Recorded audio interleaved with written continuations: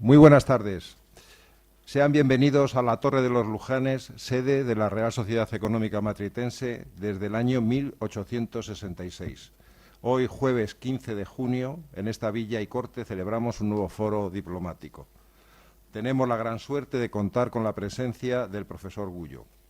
Don Marcelo Gullo es doctor en Ciencias Políticas por la Universidad Nacional de Rosario, maestro en Relaciones Internacionales por el Instituto Universitario de Altos Estudios Internacionales de la Universidad de Ginebra, graduado en Estudios Internacionales por la Escuela Diplomática de Madrid. Realmente hacer un resumen del currículum del profesor Gullo es complicado, hay que jibarizarlo, yo lo he resumido muchísimo, pero bueno. Es internacionalmente conocido por ser el creador de la teoría de la insubordinación fundante. Ha publicado numerosos libros analizando las teorías de las relaciones internacionales y la construcción del poder de las naciones. Tuvimos la suerte de tenerle aquí, en nuestra torre, hace un tiempo, aproximadamente 3 años, dando una conferencia con el título Madre Patria. Yo le recomiendo su libro homónimo a todo aquel que todavía no lo haya leído. Se lo recomiendo muchísimo. También nos acompaña don Santiago Velo Antelo, presidente ejecutivo de la Real Academia de la Diplomacia, y un servidor de ustedes, Antonio García González, que intentará ser el moderador. Acuérdense de conectar sus teléfonos móviles cuando salgan de la sala. Y muchas gracias por venir.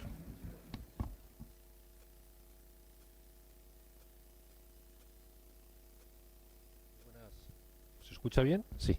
Buenas tardes a todos. Le comentaba antes al profesor que realmente es la segunda conferencia de este ciclo que la Academia de Diplomacia organiza en esta sede, en el que no participa un diplomático, porque es común que la Academia de Diplomacia, los eventos que organizamos aquí sean con diplomáticos, especialmente con embajadores extranjeros destinados en España. La primera vez que hicimos una sección fue con un teniente general, y esta es la segunda excepción, en este caso con el profesor Marcelo Gullo. Gullo, porque hemos hispanizado su nombre, porque hablábamos antes que realmente sería Gullo, porque es procedencia italiana, y eso es una de las cosas que a mí, para empezar, me gusta de Marcelo, que sus 4 abuelos son de origen italiano, según me contó a mí un día. Por lo tanto, para empezar, ya no nos encontramos ante una persona de Hispanoamérica que va a decir lo que vamos a ver que dice hoy, pero no está para nada influido por antepasados españoles, porque en este caso, según me contó a mí una de Marcelo, él no tiene antepasados españoles, todos sus 4 antepasados son italianos. El título que le hemos dado a esta conferencia es Imperialismo, Imperialidad. ¿Por qué imperialismo, imperialidad? Hace 3 años aproximadamente, pues yo creo que fue una reunión que tuvimos en Almonacid. Aquí hay algún participante que estuvo en esa reunión. Se habló de si todos los imperios eran buenos o eran malos, puesto que obviamente hoy en día la palabra imperio pues está mal vista, ¿no?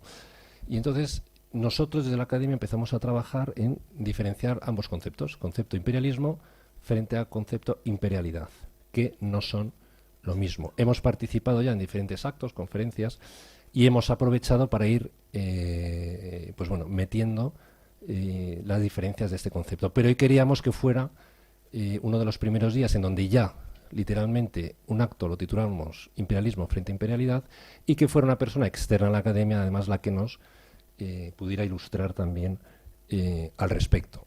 El resumen es muy fácil. Imperialismo frente a imperialidad. Imperialismo lo encuentras en naciones que han ocupado otros territorios, básicamente militarmente y por fines comerciales, pero que no se han preocupado de llevar cultura ni religión, etc., etc., frente a el concepto de imperialidad, en el que ante todo estás llevando a otros territorios una cultura, estás llevando una fe, una religión, estás construyendo hospitales, estás construyendo universidades. El profesor tiene muchos más datos que yo, pero creo que la primera universidad, por ejemplo, en Estados Unidos, que creo que es la de Harvard, ya había 20 universidades en Hispanoamérica, por poner un ejemplo.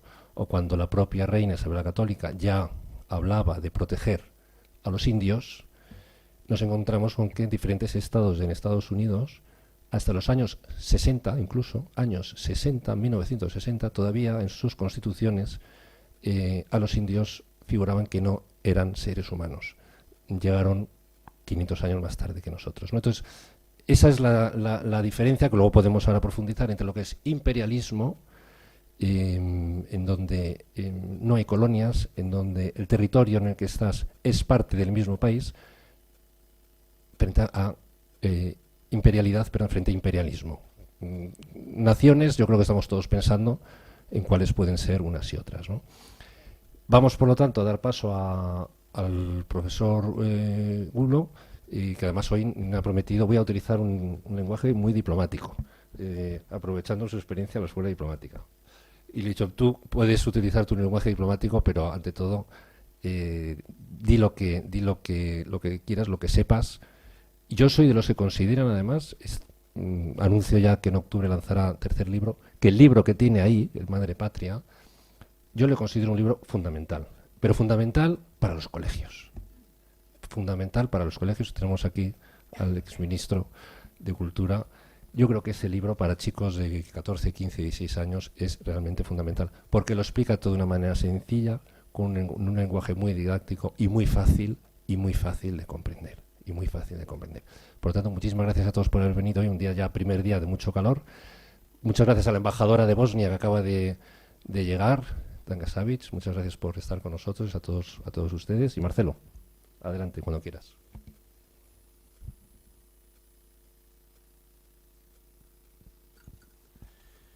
Buenas tardes. ¿No se escucha?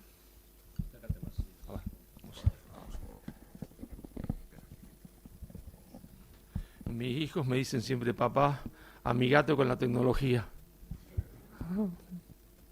Pero bueno, se burlan un poquito de mí. Digo, ustedes tienen que amigarse con los libros, le digo a ellos. Bueno, buenas tardes. Ahora sí se escucha, ¿no? Bueno. Mi profundo agradecimiento a esta casa, a las autoridades, a Santiago por la academia. Me emociona mucho estar acá porque fue en esta casa donde tuve el honor de presentar Madre Patria. La primera vez que se presentó Madre Patria se presentó en esta casa. Para mí es un hecho muy importante. Hubo amigos que me abrieron la puerta de esta casa para presentar este libro que llevaba un nombre y lleva un nombre que puede ser controvertido para algunos, para mí no, pero yo en ese momento era un autor absolutamente desconocido y algunos amigos confiaron en mí y me invitaron y me honraron para que pudiese exponer mi obra en esta casa, así que estoy profundamente emocionado por eso. Y si Dios quiere también presentar en esta casa mi tercer libro que se llama Lo que América le debe a España. También un título que puede causarles escozor a algunos. El título de la conferencia, imperialismo, imperialidad, que es lo mismo que decir también imperialismo, imperio, quizás también podría decirse que sería un sinónimo de decir imperio depredador, imperio generador, categorías que no me pertenecen a mí sino a Gustavo Bueno, categorías que yo no conocía cuando escribí el libro Madre Patria y donde distingo entre imperialismo e imperialidad. En realidad, ustedes saben que nadie nace de un repollo, todo el mundo tiene padre y madre, y lo mismo es en el mundo de las ideas, lo mismo es para un pensador. Es decir, un pensador auténtico es cuando tiene otros que le han antecedido, de los cuales uno ha aprendido, y uno es como una rama de un enorme árbol de pensamiento, ¿no es cierto? Y la primera vez que yo comencé a reflexionar sobre la diferencia que había entre imperialismo e imperialidad, se debe a la lectura de un maestro que tuve, brasileño, carioca, es decir, nacido en Río de Janeiro, que se llamó Hélio Jaguaribe. Hélio Jaguaribe, para mí, el más importante y más lúcido politólogo del Brasil. Un hombre que ya ha muerto hace, no me puedo acordar cuántos años hace Inés que ha muerto, un poco más, 10 años, ¿no? Y murió con 80 y pico de años, casi 90 años. Para mí la mente más lúcida del Brasil. Y es en Jaguaribe donde yo leo esto que voy a leer, que fue el comienzo de la reflexión sobre esta diferencia conceptual, pero que es una diferencia conceptual que define todo, Es la más importante diferencia conceptual para entender la historia, nuestra historia. No digo la historia de España, porque españoles somos todos. Ustedes son españoles, yo también, mi señora esposa que me acompaña, que nació en Lima, también es española. Lo que pasa es que el más grande triunfo de la leyenda negra, que adelantemos algo, es la falsa historia de la presencia de España en América, que si bien es cierto nace en Italia, en realidad termina siendo la obra maestra del marketing político británico. Es que ustedes crean que el que habla es solo un argentino. No, es un argentino español, como hay andaluces españoles, como hay gallegos españoles somos todos. Antenor Orrego, peruano, decía, existen muchas más diferencias psicológicas y sociológicas, muchísimas más, entre Madrid y Berlín que entre Madrid y Lima. Dice, pero lo que separa psicológicamente y sociológicamente a Madrid de Lima es nada, pero en comparación de lo que separa a Madrid de Berlín es el mundo de las galaxias. ¿Y qué decía Jaguaribe? Es cierto que las legiones de César derrotaron a las fuerzas galas, posibilitando la incorporación de la Galia como provincia del imperio. Sin embargo, lo que importa, empero, no es ese primer momento de conquista militar, sino el hecho de que la Pax Romana era sumamente ventajosa para el pueblo de los nativos de las provincias. Roma no consideraba a las provincias como un botín. Roma no consideraba a las provincias como un botín. Y es justamente esta idea la que guió mi pensamiento para saber cuál había sido la relación entre América y España, porque uno ha sido educado en la idea de que América fue un botín para España, idea absolutamente errónea, falsa, pero hay que demostrarla. Ese es el origen del libro Madre Patria y del segundo libro, Nada por lo que pedir perdón, donde yo en el primer libro muestro las acciones de España y en el segundo las acciones del tribunal que juzgó a España. Claro, comparar es necesario, aunque algunas comparaciones sean dolorosas para algunos que les toca, no la parte favorable de la comparación, como vamos a hacer ahora. España se encuentra con América. España se encuentra con América. Se encuentra con América porque Isabel, para mí la más importante estadista de la historia de España, diríamos en términos actuales, ese término no existía en ese momento, la más importante geopolítica de la historia de España. Isabel ha escuchado a Colón, pero aparentemente no le ha hecho caso. No es que no le ha hecho caso, simplemente lo puso como en un congelador. Dijo, hay que esperar. Esta idea es muy interesante, pero no es posible de ser concretada hasta la reconquista de Granada, porque si no hay un frente abierto en el sur.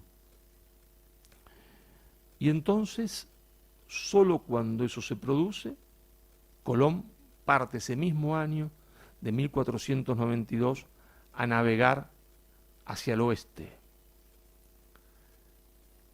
se encuentra con América, no sabe qué es, España no sabe qué es, con lo que se ha encontrado, pero ahí aparece dos cosas en la historia: un pueblo y una conducción política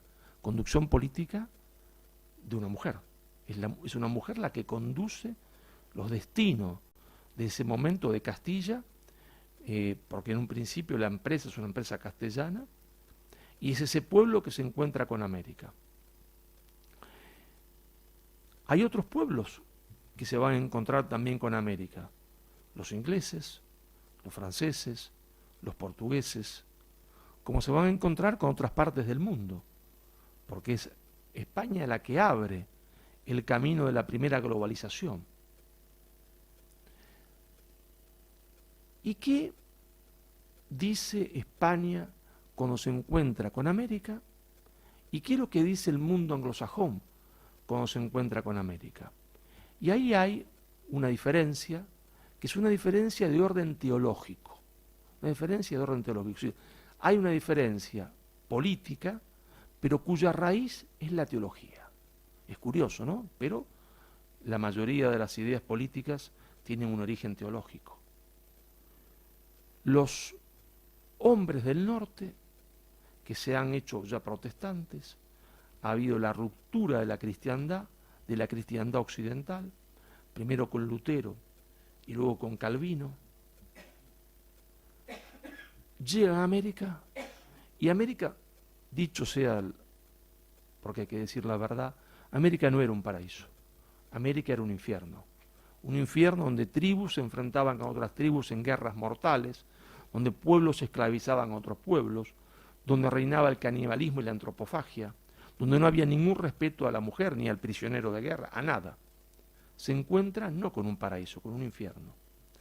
Pero cuando el mundo anglosajón se encuentra con ese infierno, tiene una premisa teológica. Esa premisa teológica dice: el hombre, cuando cometió el pecado original, murió. Ha sido el hombre aniquilado por el pecado original.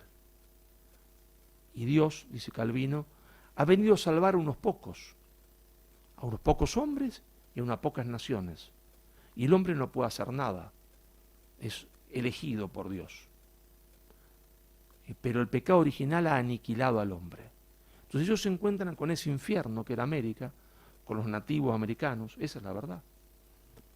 Y dicen: es el reino del demonio, porque cometen todo tipo de atrocidades. Y como el hombre ha sido muerto por el pecado original, y como solo se salvan los elegidos, y los elegidos, dice Inglaterra, somos nosotros, porque los ingleses son la única provincia romana que se pasa de bando. Si ustedes observan el mapa de la Reforma, cuando llegan a su casa y marcan una línea, o superponen el mapa del Imperio Romano con el mapa de la Reforma, verán que todas aquellas provincias que fueron romanas se mantienen fieles a la catolicidad. Y las áreas que estaban cerca del Imperio Romano, las fronteras, lo que hoy es Colonia, el sur de Alemania, se mantienen fieles a la catolicidad. La única excepción, ¿no?, real y concreta, es Gran Bretaña, Inglaterra, que se pasa de bando. Es la única provincia romana que se pasa de bando, y los ingleses van a elaborar a partir de eso, y a partir de una enorme represión hacia el catolicismo, enorme represión. Basta recordar que a España, que se le acusa de oscurantista, en Inglaterra nadie podía ser ni siquiera portero de la Universidad de Oxford si no era anglicano. Y a España, que se le acusa de oscurantista, nunca se dio que hubiese unidad entre el poder político y el poder religioso. En Inglaterra sí. El poder político es el poder religioso, y el poder religioso era el poder político. El rey de Inglaterra era jefe de la iglesia anglicana. Y entonces ellos elaboran una teoría según la cual son un nuevo pueblo elegido por Dios, siguiendo el pensamiento de Calvino. Y entonces se encuentra con América y dicen: este hombre no puede ser redimido, porque el pecado original lo ha aniquilado. Y entonces, ¿qué hay que hacer? Matarlos a todos, porque no pueden ser redimidos. Era un razonamiento teológico que va a tener una consecuencia política. No pueden ser redimidos por la fe, porque Dios elige a uno y a otros no, a ellos no lo eligió, y entonces hay que matarlos, exterminarlos. Y no uso la palabra exterminio metafóricamente. La decisión de exterminarlos fue tomada en una reunión de la congregación de puritanos un día domingo después de la reunión religiosa, donde se estableció qué precio se iba a pagar por cuero cabelludo de hombre, de mujer y de niño. Es que estos hombres eran malvados, de ninguna manera. Eran hombres religiosos, eran hombres hasta diríamos muy piadosos, pero con un error teológico que los llevaba a un profundo error político, ¿sí? El exterminio de otro pueblo. Y esa fue la política de Inglaterra. Por eso no hay en los estados de la costa este de Estados Unidos ningún indio, absolutamente ninguno. Esa política después continuada por los Estados Unidos de Norteamérica, con el famoso lema, el mejor indio es el indio muerto. Hasta el año 1922, los indios no fueron considerados ciudadanos norteamericanos. 1922. Hasta el año 1946 no tuvieron derecho a voto. Se los consideró ciudadanos norteamericanos en 1922, pero no se los consideraba con derecho a voto. Hasta el año 1946. Y no se les permitió ninguna práctica religiosa fuera de las reservas hasta el gobierno de Obama. Hasta el gobierno de Obama.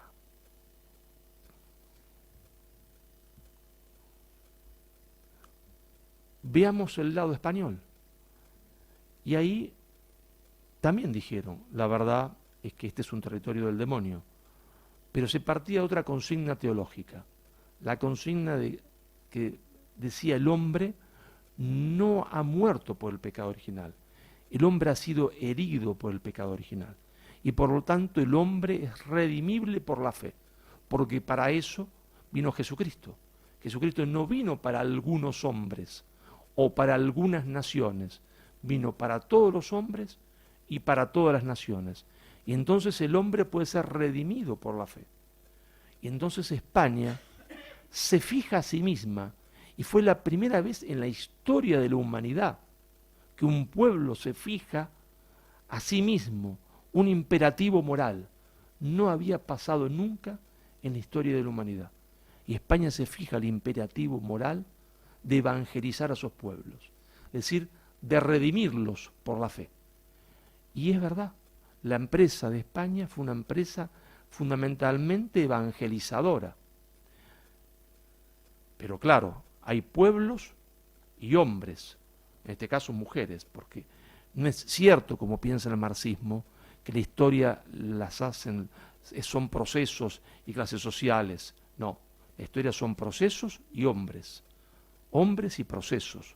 No hay determinismo materialista y económico, como cree el marxismo. Y entonces hacía falta la voluntad de una mujer.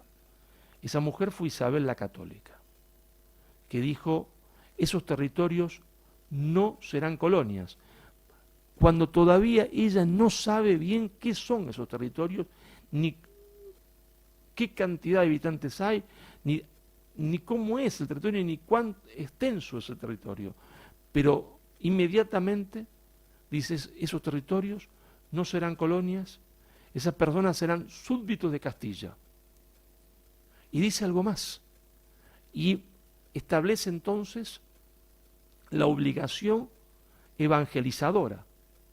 Pero dice algo más, con lo cual va a eliminar la posibilidad del imperialismo.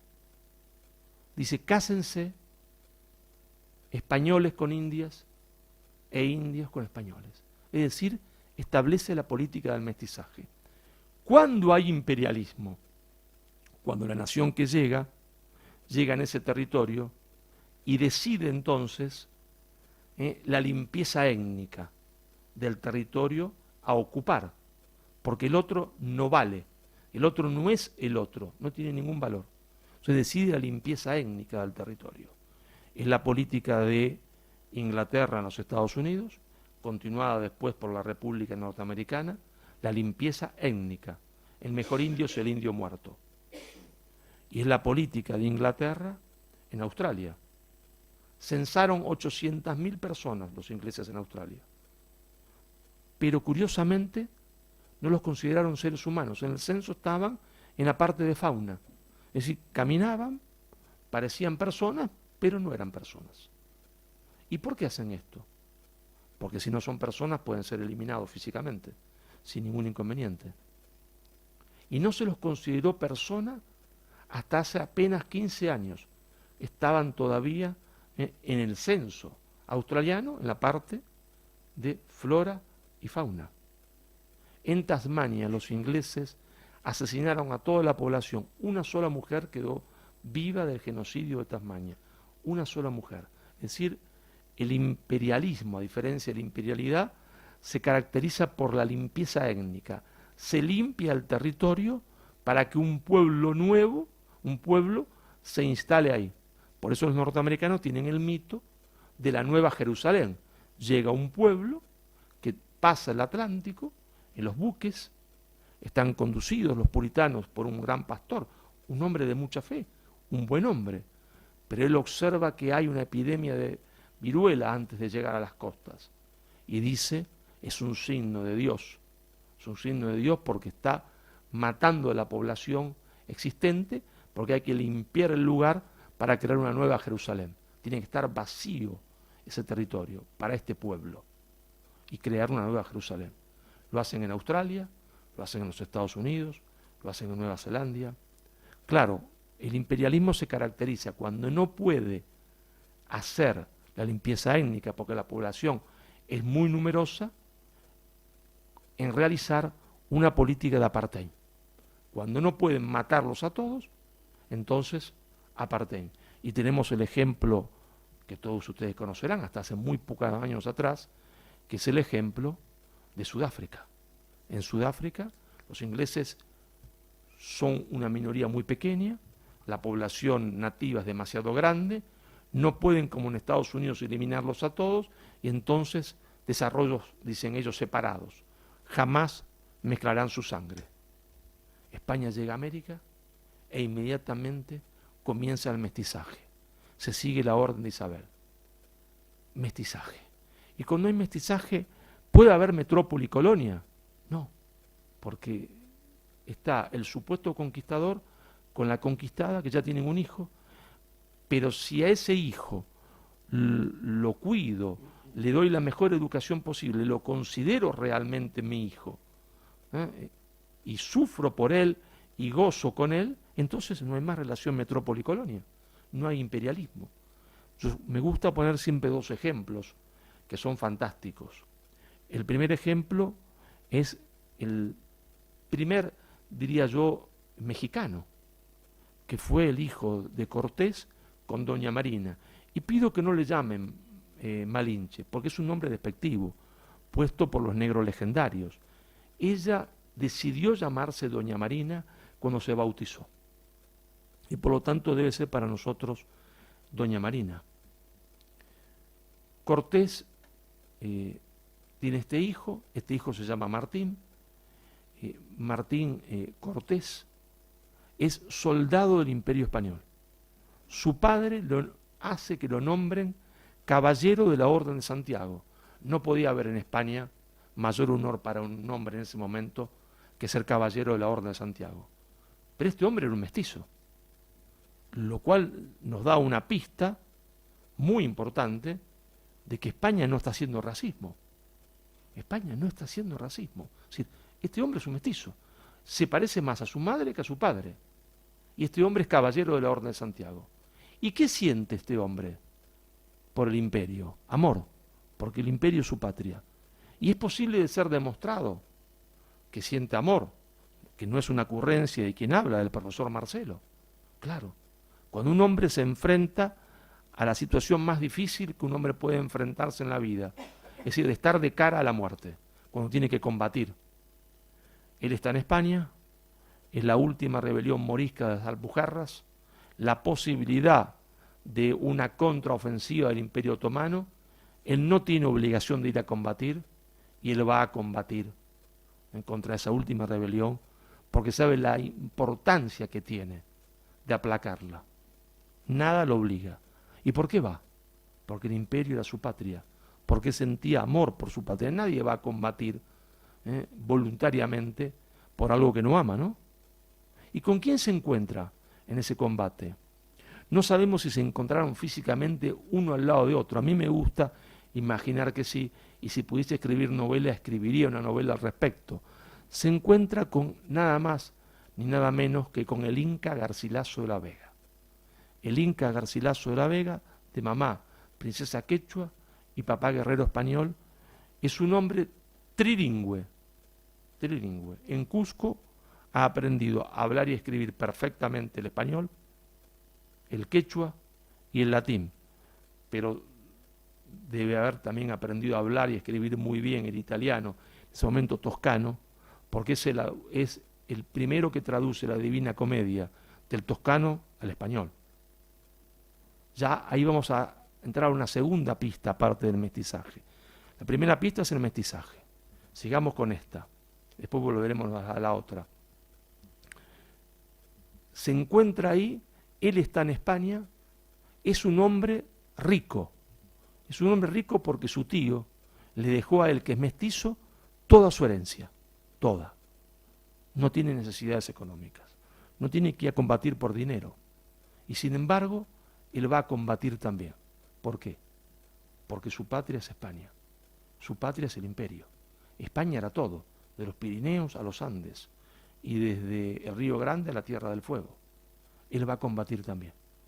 Productos del mestizaje. Podrían nombrar cientos de mestizos. Claro que hubo mestizos también infelices y con menos fortuna, como lo hay ahora, por supuesto. Claro que había ricos y pobres, sí. No podemos pedirle a España que construyera un Estado benefactor o social en el año 1600 y 1500, ¿no? Pero no se diferenciaba la gente por el color de la piel. Había indios ricos, indios pobres, mestizos pobres, mestizos ricos, blancos pobres y blancos ricos. Política de mestizaje, un éxito absoluto. Y lo vemos, porque lo vemos, se entiende, en las calles de Lima, en las calles de México, en las calles de Bogotá. Podemos verlo en la calle de Boston. ¿Podemos verlo en la calle de Filadelfia? No. En la calle de Boston y Filadelfia no vamos a ver rostros indios. Podemos ver rostros hispanoamericanos de la inmigración moderna, pero rostros de los indios norteamericanos mezclados con anglosajones no podemos verlo. Y ahí la gran diferencia entre imperio e imperialidad. El imperialismo lleva siempre la política de destrucción del otro pueblo. Limpieza étnica. Limpieza étnica, que es un antecedente del nazismo, no otra cosa distinta. Y aunque sea doloroso, hay que reconocerlo, doloroso para los anglosajones, es lo que hicieron ellos en los Estados Unidos, que lo que hizo la Alemania nazi en la propia Alemania, limpieza étnica. Es la palabra conceptualmente correcta. Los anglosajones tuvieron una política de limpieza étnica. Y si no, en Sudáfrica, de apartheid total. Y si no puede una política de apartheid, control económico y explotación sin jamás mezclarse. Cuando pusieron sus manos en la India y en China.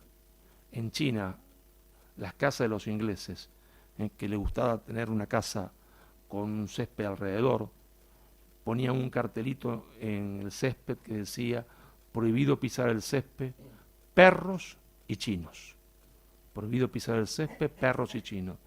Mao Zedong, cuando hace su toma de gobierno comunista, estuvo sabio en ese sentido, en otros por supuesto que no, de mantener el cartelito, y se puede ver hasta el día de hoy, porque los chinos conservan esas casas. Prohibido pisar el césped, perros y chinos. Es decir, los chinos en equivalente a los perros. ¿Y cuál es la otra gran diferencia? Primera dijimos, mestizaje. La segunda, ustedes pueden observar en un mapa, yo los invito a hacerlo, ¿dónde están fundadas las ciudades francesas, portuguesas, inglesas, las pocas que Alemania hizo en África? En la costa. ¿Y por qué? Porque la intención es la intención de rapiñar. Rapiña, consideran el territorio como un botín. Saben que ese pueblo puede rebelarse y por lo tanto hay que hacer una ciudad en la costa para extraer lo que se quiera extraer y estar en condiciones de huir lo antes posible. Porque si se rebelan los otros y no es posible hacer exterminarlos o no funciona la parteña, hay que huir. Y si vemos un mapa de la América Española y comenzamos viendo a Bogotá en el centro de ese macizo que hay en Colombia entre las cordilleras, lejos del Pacífico y lejos del Atlántico. Y si penetramos en lo que hoy es Ecuador, con su capital en Quito, y bajamos a ciudades refundadas como Cajamarca, como Junín, como Ayacucho, como Cusco, y entramos a territorio hoy boliviano y vemos La Paz, y entramos al territorio argentino y vemos San Salvador de Jujuy, Salta, Santiago del Estero, Córdoba, Santiago del Estero, 2.000 kilómetros del mar, 2.000 kilómetros del mar, hacia el Atlántico, y hacia el Pacífico poco menos, 700, 900, pero hacia el Pacífico la cordillera de los Andes, una cordillera que jamás ningún europeo había visto, con altura que jamás ningún europeo había soñado, eran montañas para gigantes, y ahí está fundada Santiago del Estero. ¿Había en Santiago del Estero oro y plata? No, no había ni oro ni plata. ¿Y en Córdoba? En las sierras de Córdoba, ni oro ni plata. Pero la decisión española, ¿cuál es? La de quedarse en el lugar, la de hacer raíces en ese lugar. Es decir, el imperialismo no quiere hacer raíces, hace una ciudad-puerto para escaparse. La imperialidad, el imperio, quiere hacer raíces. Está ahí porque cree que tiene que cumplir una función para el bien común. En el caso de España, la evangelización. Claro que se cometen muchos errores, claro, porque es una empresa de hombres, no de ángeles, y claro que hay otros que estarán solo interesados por el oro, claro, y otros que tendrán relaciones con mujeres sin importarles sus hijos, claro, como los hubo, pero no son la regla, no son la regla, hay una intencionalidad de quedarse en el lugar, es decir, de hacer raíces en ese lugar. Los que fundaron Asunción del Paraguay, 2.000 kilómetros remontando el río Paraná. Pero les aclaro una cosa, el río Paraná no es el Guadalquivir, que es un río grande, no. El Paraná tiene 60 kilómetros de ancho, en mi ciudad, en la ciudad de Rosario, 60 kilómetros de ancho, es decir, una masa de agua gigantesca que avanza contra uno que tiene que remontarlo con una carabela y estar a 2.000 kilómetros del mar, donde no hay ni oro ni plata, y ahí hay que quedarse para evangelizar. Y ahí mueren todos, y ahí tienen hijos, y hacen sus familias. Entonces, quedarse en el lugar. La fundación de las ciudades nos da un claro ejemplo de lo que quiere decir imperialidad, imperio contra imperialismo. Pero hay otras cosas, mestizaje, ciudades. Si España consideraba a América como un botín, ¿qué necesidad tenía de fundar colegios para los indios? Porque México se puebla de colegios. No había españoles, no eran colegios para españoles, porque no hay todavía una gran población mestiza, todavía no la hay. Pero inmediatamente que Cortés no conquista, libera México, se fundan los colegios. Y se fundan universidades, 33 universidades. 85 años antes que se funde Harvard, que era un college, no una universidad, pero concedamos que es una universidad, aunque no lo era, se funda la Universidad de San Marcos en Lima. Es decir, hay una intencionalidad de llevar cultura. Se estudia derecho, se estudia medicina, se estudia teología. ¿Y qué teoría política se enseña en estas universidades? Lo que va a demostrar la diferencia entre imperialismo e imperialidad. La teoría política es que el poder viene de Dios, ninguna novedad. Lo mismo se dice en Francia, lo mismo se dice en Inglaterra. Pero hay una diferencia. El rey de España le ha preguntado a sus sacerdotes, a sus teólogos, si es cierto que el poder viene de Dios. Ustedes recuerden que los antiguos reyes visigodos eran electos. Eso es una tradición que está en el humus cultural del pueblo español. Y le preguntan, dice su majestad, el poder viene de Dios, pero Dios no se lo da al rey, como dicen los franceses. Dios le da el poder al pueblo. El pueblo lo delega en su persona para que usted actúe como un padre. Pero le decimos, Majestad, que si usted no actúa como un padre, el pueblo tiene derecho a la revolución, a sacarlo a usted, a destituirlo a usted.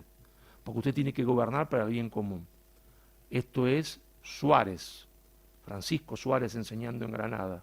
Esto es Mariana, mucho más radical que Suárez, porque Mariana le dice al rey, y tiene derecho el pueblo al tiranicidio, porque el rey se ha convertido de rey en tirano. ¿Es que fueron castigados en España? No, fueron premiados por el rey. Y es esta teoría, con los mejores discípulos de Suárez, la que llega a América a las universidades. A tal punto son los mejores discípulos de Suárez, que Suárez se queja, porque dice, todos mis discípulos están en América y yo no tengo acá quien me acompañe para dar clase, porque van todos a enseñar a América. Les enseñan a los supuestos colonos que tienen un rey, pero que si ese rey no gobierna para el beneficio de todos, ellos tienen derecho a tirar por la borda al rey. Y entonces Nicolás Maquiavelo, padre del realismo político, diría, España enloqueció. ¿Cómo le enseña a aquellos que son colonos en su colonia que tienen derecho a tirarlo por la ventana al rey? Es que Nicolás Maquiavelo está equivocado, porque no son colonias, son reinos, son súbditos de Castilla, porque todos los reyes españoles respetaron la voluntad, todos los Austrias respetaron la voluntad de Isabel. Fue su testamento político. Y porque el pueblo español acompañó esa voluntad, en su gran mayoría, en su inmensa mayoría. ¿Y por qué acompañó? Y es importante para establecer la diferencia entre imperialismo e imperialidad, porque es un pueblo forjado en 700 años de guerra, donde cada uno era un caballero. Cuando llega Carlos V a estas tierras, comete muchos errores. Es un jovencito, 17 años, rey, después emperador, a los 17 años. La soberbia es magnífica. A uno lo hace creer el más importante del mundo y no prestar atención a nadie salvo a la propia voluntad. Pero aprende y comienza a admirar al pueblo español, porque él ha sido educado por su tía como un caballero. Es decir, él ha sido educado para buscar el bien, la verdad y la belleza, para defender a los más humildes y a los más pobres. Él es un caballero. Dice, conozco caballeros, como yo, en Europa, pero nunca he conocido un pueblo de caballeros. Acá, desde el herrero, el carpintero o el que trabaja la tierra hasta el noble, son todos caballeros. Todos buscan el bien, la verdad y la belleza. Todos están dispuestos a dar su vida por defender la justicia y por defender la fe. Y se queda admirado el pueblo español. Ese pueblo español es un pueblo de caballeros, es el pueblo que va a América. Claro que también van delincuentes, sí, claro. Claro que van malhechores también, porque no es un pueblo de ángel, pero es un pueblo de caballeros dispuesto a respetar el testamento de Isabel de evangelizar esos territorios. Y entonces crea universidades, crea colegios, y enseña en esas universidades la teoría de que el poder viene de Dios, Dios se lo da al reino, al pueblo, y el pueblo al rey. ¿Y qué más hace? Crea hospitales, siembra América de hospitales. Si para España América era un botín, ¿con qué necesidad de sembrar esos hospitales? Y veamos la contracara. ¿Qué hospitales crea Inglaterra en la América del Norte? Ninguno. Solamente uno en Nueva York, para los marineros ingleses que pueden estar heridos o enfermos. Ningún hospital, ninguno. Una universidad, 83 años después, que se han fundado las universidades en América. Cuando el Colegio San Pablo, jesuita, de Lima, tiene 43.000 libros, 4.300 tiene Harvard. Y la imprenta, no hay imprenta en América del Norte. Pocos años después que está la imprenta en Sevilla y en España, ya hay imprentas en México y en el Perú, de primer nivel. Pero no era que España quería que la gente fuese bruta, estuviese embrutecida. ¿Para qué las imprentas? ¿Para qué las imprentas? Colegios, hospitales. ¿Y los portugueses? ¿Y los portugueses? ¿Qué política tienen con los indios? Esclavizarlos. Luis Alberto Moniz Bandeira, de familia portuguesa, fueron los fundadores de Bahía, dice en su libro La formación de los estados en la Cuenca del Plata, 1637, los portugueses bandeirantes capturan 200.000 indios guaraníes, 200.000 indios guaraníes, de los cuales solo 20.000 llegan a San Pablo, viajaban encadenados, los demás murieron en el camino, para esclavizarlos, para llevárselos a las minas de oro de Minas Gerais, porque nadie le explica al pueblo español que las minas de oro importantes nunca estuvieron en territorio español. Las minas de oro más importantes estaban en territorio portugués, en lo que hoy es Minas Gerais. Lo demuestran los datos y las cifras. Sin embargo, fue España la que se robó el oro, ¿no? No Portugal, por la leyenda negra, claro.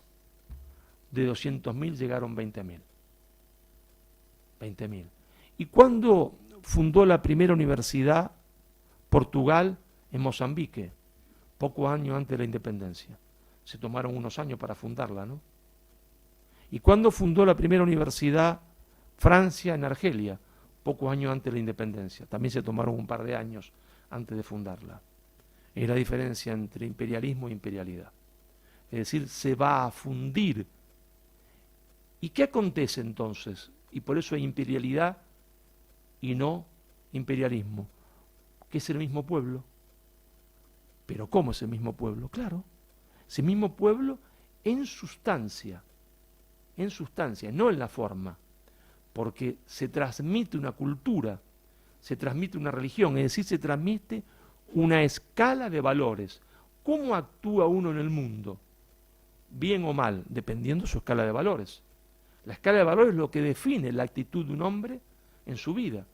Y la escala de valores la lleva España a América. Es decir, la misma de España, está allá. Es decir, ¿qué diferencia hay entre un hombre de Jalisco y uno de Sevilla? ¿Qué diferencia hay entre un hombre de Lima o de Huancavelica y un hombre de Córdoba o de Guipúzcoa? El color del pelo, el color de la piel, quizás el color de los ojos. Diferencias en la forma, pero no en la sustancia. En la sustancia son iguales, tienen los mismos valores, la misma cultura, la misma actitud ante la vida y por supuesto la misma lengua, porque España hace un solo pueblo de los Pirineos, Acapulco y de California, Tierra del Fuego. Esto fue un hecho único en la historia de la humanidad. España repite lo de Roma, cierto, pero mejorado de forma excelente, como nunca se había visto. Hay otro ejemplo en la historia de la humanidad, no lo hubo ni antes ni después, porque España es el ejemplo de imperialidad contra la política del imperialismo. Podríamos detenernos en lo que hicieron los holandeses en Indonesia. Yo los invito a mirar el mapa de Indonesia, a buscar, como buscan los más jovencitos en Google, hay ruinas, digo ruinas, ni siquiera que estén en pie, de hospitales fundados por los holandeses en Indonesia. Ninguno. No hay ninguna ruina porque no fundaron ningún hospital. Sin embargo, el hospital más antiguo de México, fundado por Hernán Cortés, sigue en pie hoy día. Y fue en ese hospital creado por Cortés que en el año 1975 se hizo la primera operación a corazón abierto. En el hospital que creó Cortés, en 1975, todavía en pie. ¿Hay alguna universidad creada por los holandeses en Indonesia? Ninguna. Se puede buscar. Entonces, un solo pueblo crea España, porque hay imperialidad y no imperialismo. Pero claro, esto fue trastocado por la leyenda negra. Lamentablemente, muchos españoles terminaron creyendo esa leyenda negra y predicando la leyenda negra en propio territorio español, cosa que también es un caso único en la historia de la humanidad, porque claro que esa leyenda negra tiene una razón de ser, y no tenemos que tener miedo de usar las palabras. El imperio anglosajón calvinista era enemigo de España, enemigo del imperio español, y por lo tanto tenía que tergiversar la historia de España. No podía vencerla políticamente, ni militarmente. Entonces la venció en el campo de la propaganda política. Y es lógico que los anglosajones hicieran esa política. Y yo no los critico. Pero hay que saber que ellos hicieron imperialismo. Fueron exterminadores de pueblo. Los ingleses fueron exterminadores de pueblo. Su gran teórico, que fue John Locke, su gran teórico, fue el que hizo la primera constitución que le encargó un noble para un territorio que ese noble iba a administrar, siendo colonia inglesa todavía Estados Unidos, y establece la discriminación racial y establece la limpieza étnica. A diferencia de Victoria, Suárez y Mariana, que propagaban el mestizaje. Entonces España fue derrotada políticamente en el campo de la propaganda política y muchos españoles toman eso.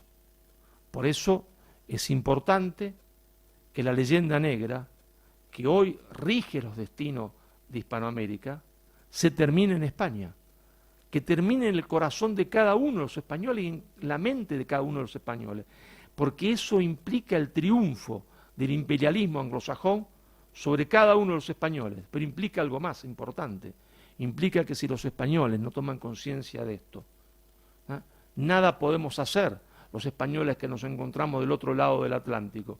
¿Por qué? Porque voy a clase, me dicen, profesor, vuelvo de España, y en la universidad dicen todo lo contrario a lo que usted está diciendo, y me dicen los alumnos, mire profesor, a confesión de parte, relevo de pruebas. Si los españoles dicen esto, usted está equivocado, debe haber sido así, porque en las universidades de España se predica que España mató, asesinó y robó, y que solo le interesaba, se entiende, el oro y las mujeres para violarla. Entonces, yo les pido a ustedes un gran favor, ¿verdad? Que cada uno de ustedes se convierta en predicador de la verdad contra ese mundo anglosajón calvinista que creó la mentira negro legendaria. Porque si ustedes no logran eso, inútil será nuestro trabajo del otro lado del océano. Nada podremos hacer. Y entonces todos pagaremos la consecuencia, porque lo que se está haciendo es un reflotar esta leyenda negra para subdividir a la ya dividida Hispanoamérica, para subdividir esas repúblicas hispanoamericanas, y seremos segmentos anónimos del mercado mundial, pero esa división hispanoamericana arrastrará a España. Habrá una independencia catalana, una independencia vasca, y eso arrastrará una independencia de Galicia, y todos pagaremos la consecuencia de no haber tenido ni la voluntad ni el coraje de enfrentar la infamia que sobre España escribió el enemigo de España, el imperio anglosajón. Muchísimas gracias.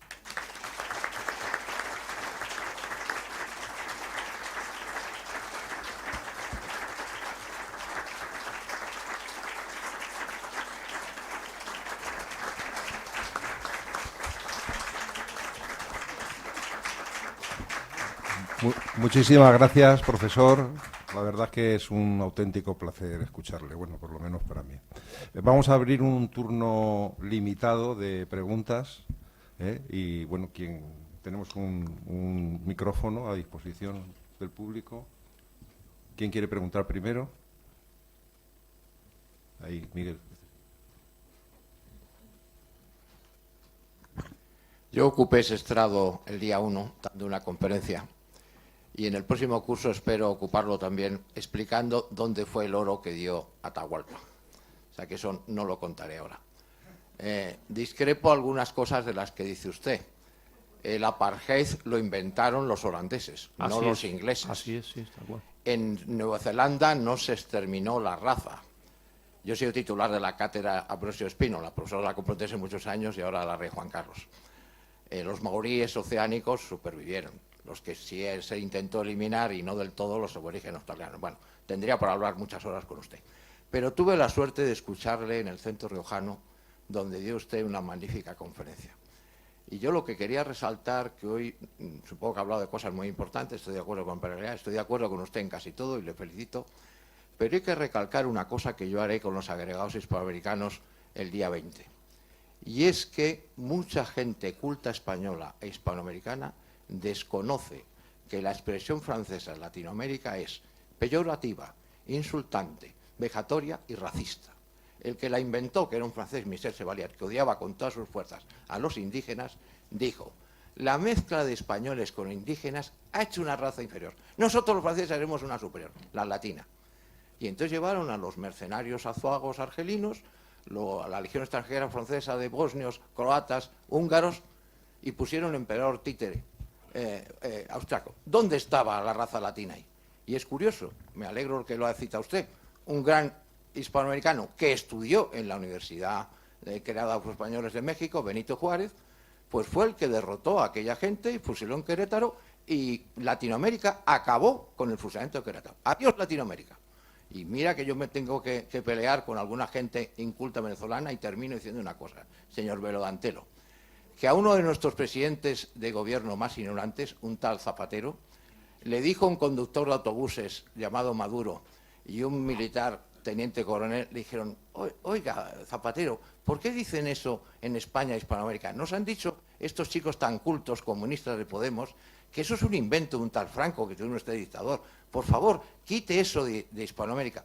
Y entonces en televisión pusieron como obligatorio decir Latinoamérica. Espero que a partir del 23 de julio se prohíba otra vez decir en televisión Latinoamérica y se vuelva a decir Hispanoamérica. Porque hay dos grandes escritores, Alfonso Reyes y Pablo de la Torriente, yo he leído muchos de sus libros, jamás en los años 20 y 30 decían Latinoamérica, siempre decían Hispanoamérica.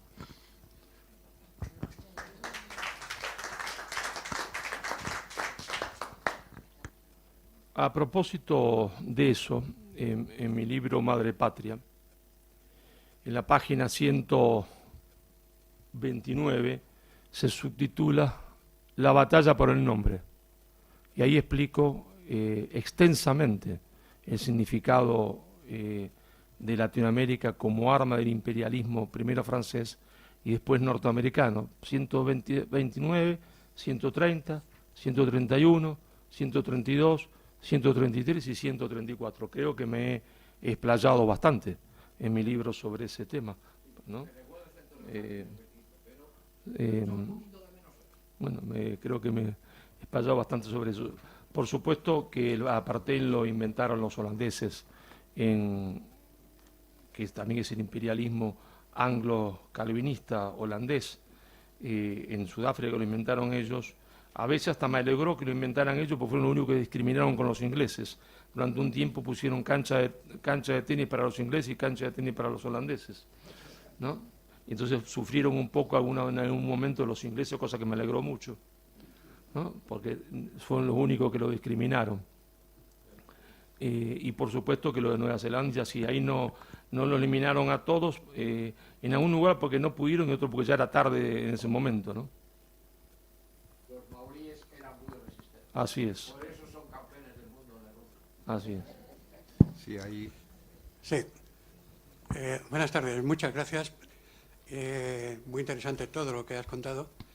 No me extraña, ya te he escuchado otra vez. Muchas gracias.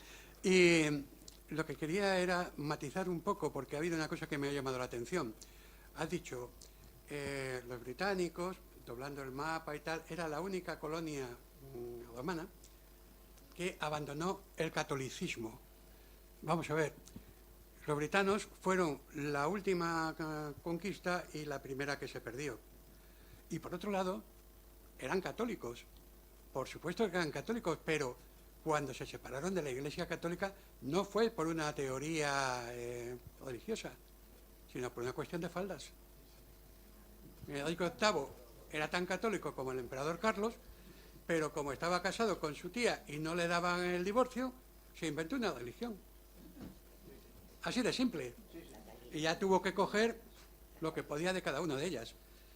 Entonces, yo creo que eso sí se tiene que matizar. Es decir, no es que abandonaran porque se hicieran calvinistas. Ellas no son calvinistas tampoco. ¿Usted leyó mi libro Nada por lo que pedí perdón? No. Entonces le pido que lo lea. Con el primero. Le pido que lo lea porque ahí yo tengo un capítulo dedicado justamente a ese tema, al tema de la conversión de Inglaterra y su paso. Sería muy largo para mí en cada conferencia tomar cada uno de los capítulos del libro, porque entonces sería una conferencia de 10 horas. Usted comprenderá que yo no puedo, una conferencia de unos minutos, aunque sea una hora o una hora y pico, que soy bastante larguero cuando hablo, de poner todos los detalles. Claro que fue así, pero lo invito, y en la próxima vez que usted me escucha dado que me honra su presencia, porque que venga 2 veces me honra sobremanera. Y lo discutimos después que usted lea ese libro, que ahí va a encontrar lo que usted está diciendo, está en ese capítulo, justamente. Estoy todavía con el primero. Bueno, muchas gracias por venir, porque me honra una persona que 2 veces venga a una comunidad, me honra con su presencia. También quería decirlo, porque se me pasa por alto a veces, tengo muchísimos amigos que están acá escuchándome, entre ellos mi amigo Vicente Miró, que está acá, mi amigo Santiago Armesilla, que ha venido a escucharme, que también ya me han escuchado muchísimas veces y no sé por qué insisten en volver a escucharme, y solamente porque son amigos y me honran con su presencia y me quieren mucho, como tantos otros cuyos rostros veo hoy. Y a ustedes que no me han escuchado nunca también, por supuesto, muchísimas gracias. Y perdón, porque yo tengo que simplificar en la conferencia.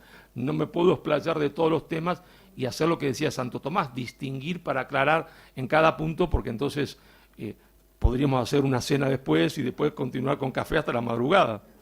Bueno, si ustedes un día quieren, lo hacemos, pero hay que organizarlo, es un poquito más difícil. Sí, ¿más preguntas? ¿Alguien quiere preguntar ahí en el otro?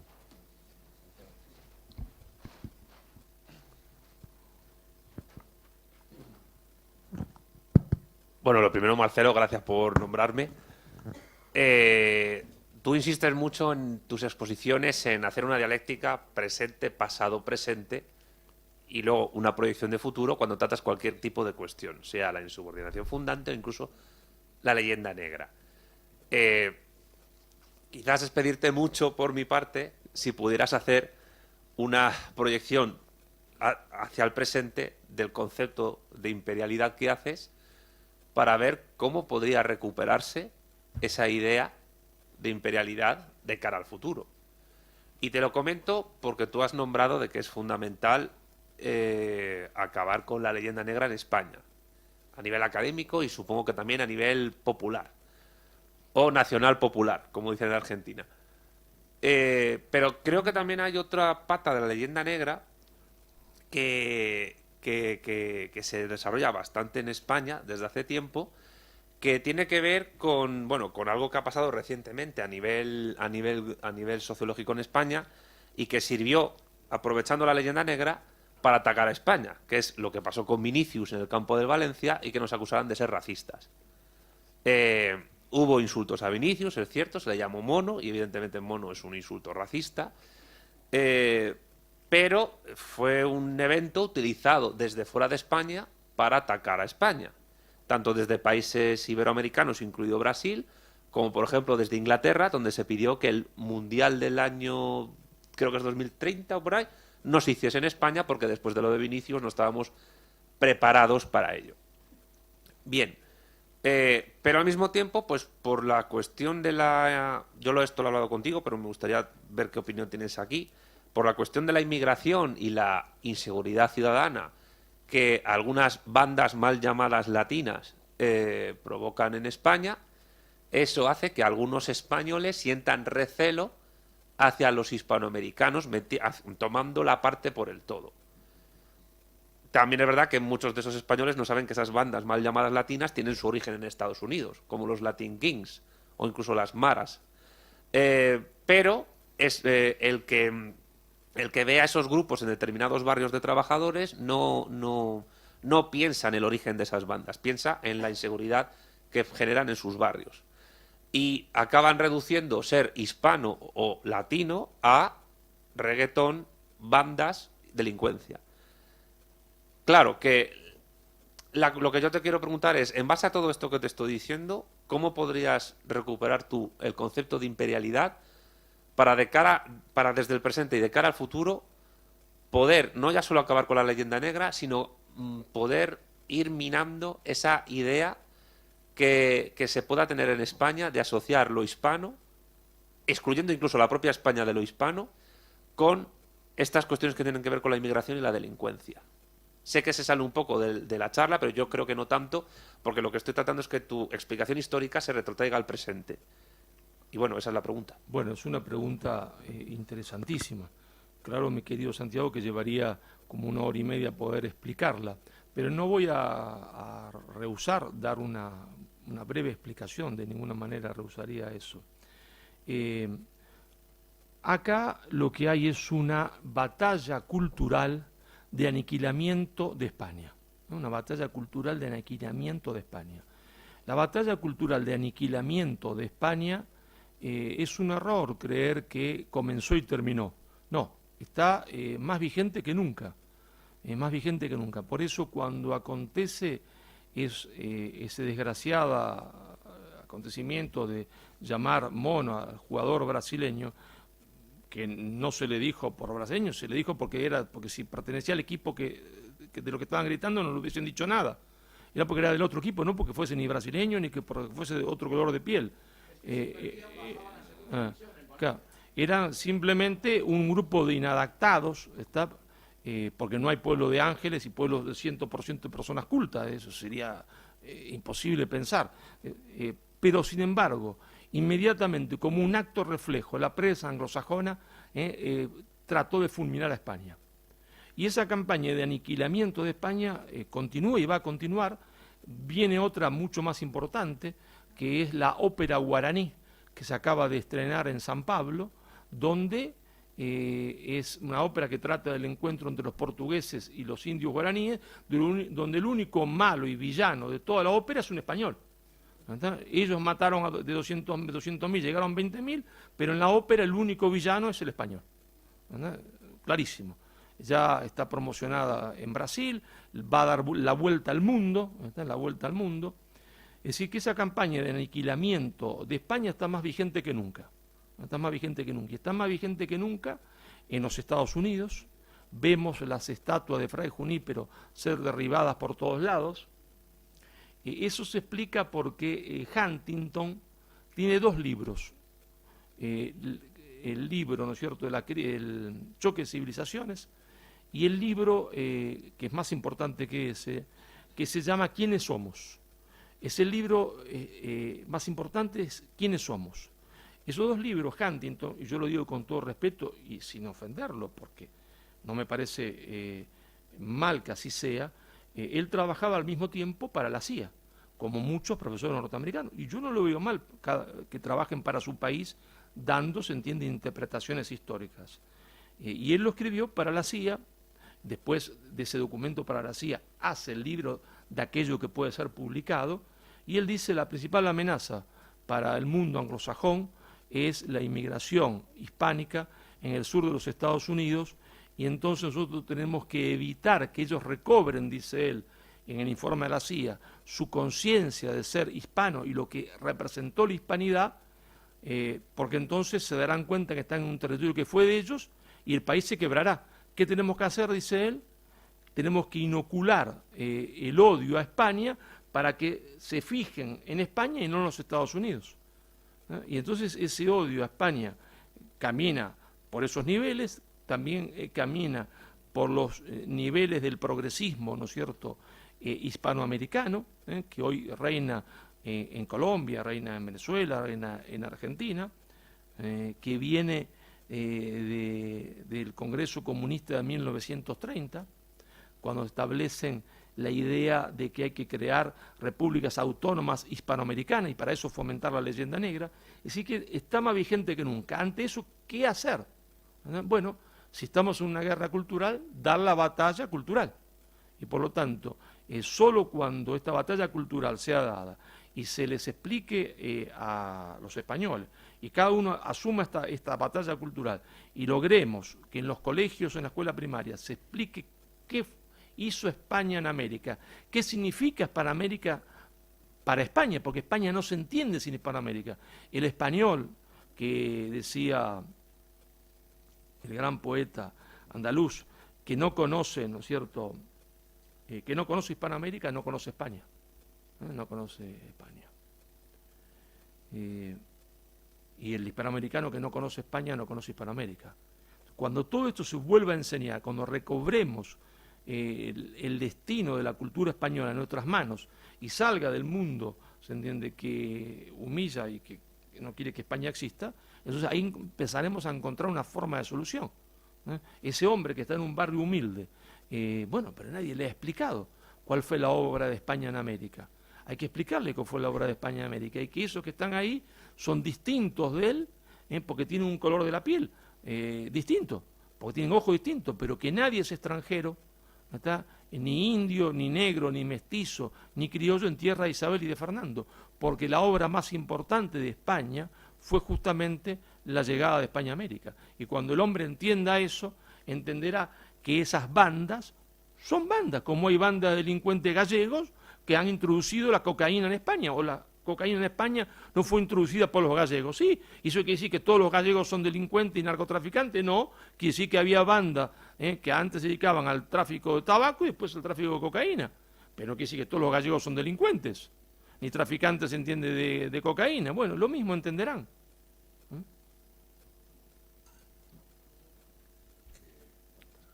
Lo que ustedes decidan, yo no tengo problema. Dos preguntas más y... Gracias. A mí me gustaría dejar claro que la inculturación de Inglaterra es efectiva y evidentemente calvinista desde los cuatro costados. Y esto puede ser difícil de ver, sobre todo recientemente, cuando hemos sido testigos de un acto litúrgico idolátrico de la monarquía inglesa, en donde han montado sobre liturgias nada menos que de tiempos de Otón I, estamos hablando en torno al año 900, un corta y pega que se parece evidentemente de lejos a algo que algunas buenas personas podrían pensar que son actos litúrgicos católicos, pero no lo son. Ciertamente Enrique VIII tomó su decisión por motivos de bragueta, pero inmediatamente Thomas Cranmer se encargó de poner, incluso antes de la muerte en 1547 de Enrique VIII, el Book of Prayers, el libro de las oraciones. The Book of Prayers fue el libro que suplantó al acto sacramental de la misa. Y exceptuando el breve periodo de 5 años en el que María Tudor estuvo reinando, The Book of Prayers ha sido durante 320 años aproximadamente el único texto, el texto principal en el que los ingleses han recibido sus servicios, entre comillas, porque ya no hay cuestión sacramental. Entonces, la inculturación del pueblo inglés costó muchísimo, pero se consiguió. Se consiguió extraer la matriz cultural católica, muy acendrada, por cierto, pero se instauró la otra. Y la otra, como muy bien ha dicho mi querido amigo Marcelo, es de raíz netamente calvinista. Y el calvinismo lo que significa es efectuar una partición en la cristiandad, en la cual hay salvos y réprobos. Y esa partición continúa perfectamente vigente en toda la cultura anglosajona al día de hoy. En términos civiles, hoy en día se habla en Estados Unidos, como probablemente la mayor parte de los que sabéis aquí, de winners and losers, y siempre en términos de dos categorías, los buenos y los malos. De eso no cabe ninguna duda, y no debe caber ninguna duda, porque si por algo se caracteriza el mundo anglosajón es precisamente porque es muy meandreante y da la impresión de que es otra cosa. También porque el mundo anglosajón sufrió a partir de la última de las leyes de despenalización del catolicismo en 1829 un proceso de aparente catolicización llevado a cabo por el mismo poder público. Es decir, ellos temían que la fuerza del catolicismo fuera a trastocarles el establishment. Y como consecuencia de eso rehabilitaron algunas costumbres católicas como la Navidad, que estuvo prohibida durante 3 siglos. La Navidad es victoriana en Inglaterra, ni más ni menos. El árbol de Navidad es un invento del príncipe Alberto, el marido de la reina Victoria. Es decir, que mucho ojo con los ingleses, mucho ojo.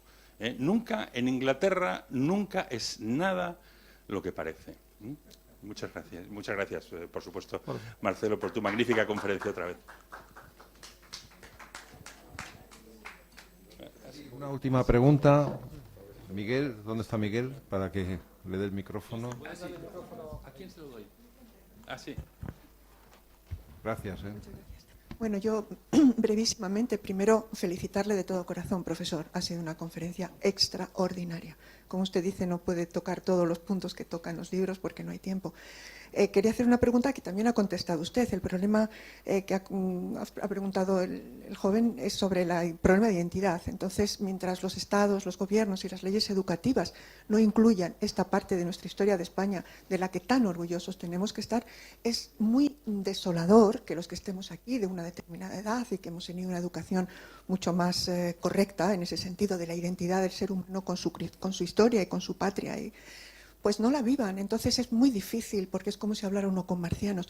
Lamentablemente, profesor, creo que usted sabrá también que esta corriente de anulación de los pasados y de los pasados históricos que crean el orgullo de lo que uno es o no es internacional, porque ya no solamente es el pasado remoto de la historia de América, pregunta Hiroshima, por ejemplo, y todavía hay universitarios que los pobres no saben lo que fue, ¿no? Quiero decir que es muy lamentable, y ya me callo, la falta de resistencia interna, es decir, que hay una resistencia a no admitir toda esa historia desde que se crea la leyenda negra. Se admite por pseudohistoriadores españoles, se admite por profesores españoles, que son los principales atacantes, muchas veces porque dejan que se les ataque. Y nada más, que muchas gracias, de verdad, ha sido un placer. Bueno, muchísimas gracias por su comentario. Justamente para resistir eso, y también, aunque sea un poco hacerse autopropaganda, es que yo he escrito los 2 libros y lo invito a que los compren, lo lean, los estudien y los regalen. Es decir, porque yo estoy convencido, si no, no lo hubiese escrito, que los libros todavía tienen un efecto positivo muy importante. Creo en la fuerza de la palabra escrita y en la capacidad de todo el mundo que está engañado de volver a la verdad si uno lo ayuda para eso. Y quisiera terminar con esto. La primera semana que estuve en Madrid estaba en la casa de un amigo en Moncloa, en la calle Hilarión Eslava. Salgo de su casa y yo soy muy friolento, friolero dicen ustedes. Nosotros decimos friolento, muy friolero. Y entonces estaba con mi abrigo todo tapado así, casi que estaba como escondido. Y salgo por la calle Hilarión Eslava y una chica que tendría entre 20 y 23 años, madrileña, estudiante de la Complutense, me dice: ¿usted es el profesor Marcelo Gullo? Sí, le digo. Y comienza a llorar. Cuando comienza a llorar, lloraba desconsoladamente. Le dije: ¿por qué lloras? Me llamó la atención, porque mucha gente me saluda, pero nadie llora. ¿No? ¿Qué le habré hecho yo a esta chica? Digo, ¿no? Y entonces me dice, y ahí me dice algo terrible, pero que le salía de adentro de su corazón. Me dice, porque yo, y mastica la palabra, dice, yo odiaba a España. Yo odiaba a España. Y mis padres me regalaron su libro. Y entonces yo, dice, tomé el regalo porque era de mis padres, lo hubiese tirado por la ventana. Pero como era de mis padres, tomé el regalo y esa noche, por curiosidad, comencé a hojear el libro, comencé a leer cosas que nunca había visto y me dice ella, estudiante de la Complutense de Madrid, dice, yo odiaba a España, ahora, gracias a su libro, amo a España. Claro, que estaba llorando era yo. Ya éramos 2 que llorábamos en Hilarión Eslava, la gente pasaba y decían, estos tipos llorando ahí, ¿qué hacen? ¿No es cierto? Parecía una telenovela, ¿no?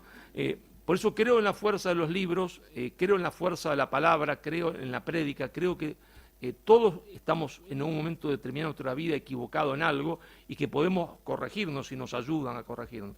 Por eso, compren el libro y regalen el libro a los jóvenes.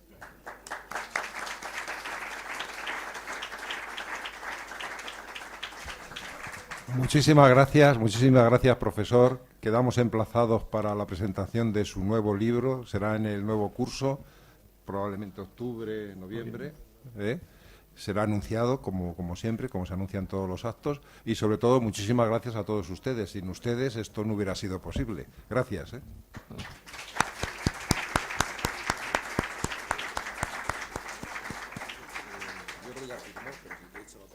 Pero encantado.